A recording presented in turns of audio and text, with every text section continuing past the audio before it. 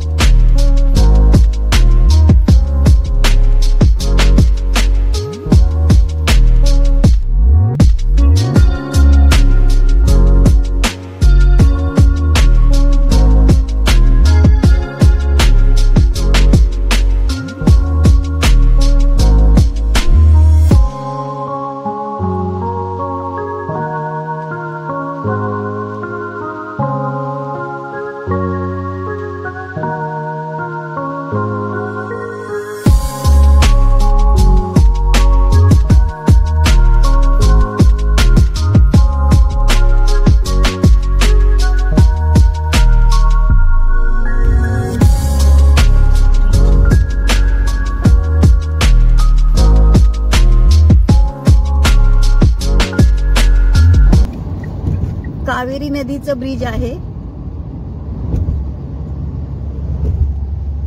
आम्ही चाललोय आता थांजावूरकडे।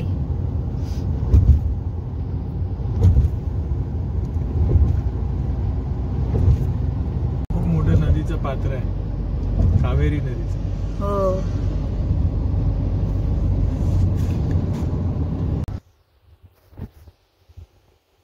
संध्याकाळचे 6:15 झाले आता। आज लेट झालं थोडं, सकाळी पण निघायला लेट झालं। त्याच्यानंतर गाडीचा थोडं डे फॉल संपलेला, डे फॉल रिफिलिंगला जवळजवळ 1 तास गेला।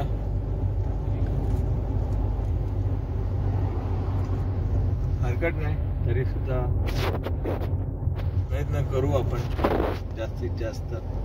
10 वाजेपर्यंत टाइम दाखवतंय पोहोचायचा। तरी 10 वाजेपर्यंत दाखवतोय टाइम पोहोचायचा। बघूया कितपत पोहोचू शकतो। आकाशात कलर किती छान आलेत सगळे।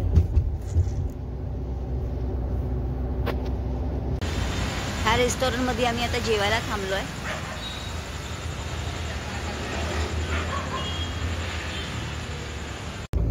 Good morning. रात्री आम्ही रामेश्वरम पर्यंत पोहोचलो नाही, मध्ये कराईकुडाई एक आहे शहर, तिथे थांबलो आणि आता सकाळचे 8 वाजले, 8-8:30 वाजले। आता आम्ही निघतोय रामेश्वरमला। इथून साधारण 100 ते 150 किलोमीटर असेल। दुपारपर्यंत रामेश्वरम आम्ही पोहोचू आणि साधारणतः 7 ते 8 किलोमीटर आम्ही हायवे पासून आतमध्ये आलो होतो गावामध्ये आणि तिथूनच परत कनेक्टिव्हिटी आहे हायवेला, म्हणजे आतमध्ये यायला तेवढा प्रॉब्लेम नाही आला आम्हाला। रात्री 8:30लाच आम्ही रूम घेतली आणि रूम पण चांगली होती। बाकी नाश्ता चहा इकडेच केला आणि आता आम्ही पुन्हा निघालोय हायवेकडे।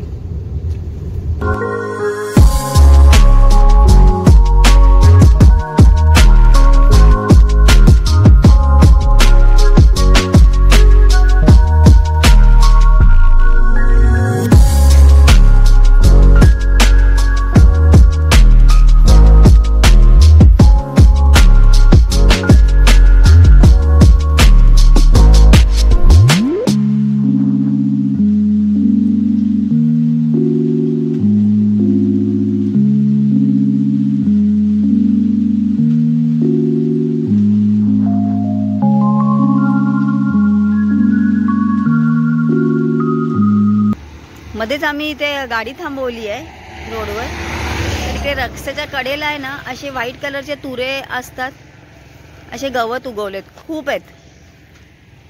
पूर्ण रस्ता आहे ह्याच्यानेच भरलाय। गवत रानटी आहे, पण असं पूर्ण रस्त्यावर असे व्हाईट कलरचे फुलं आहेत त्या तुऱ्यांना। दिसायला खूप सुंदर दिसतंय।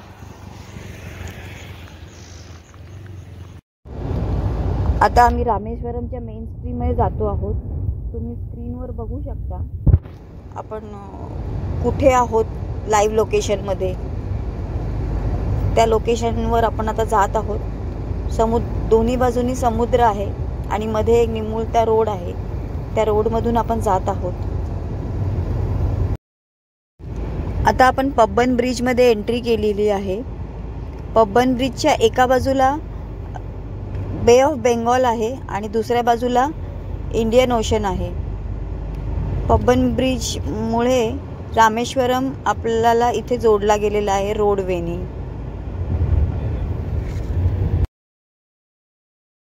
नाही, ट्रॅफिक होते त्यामुळे पोलीस इथे थांबायला देत नाहीत अजिबात.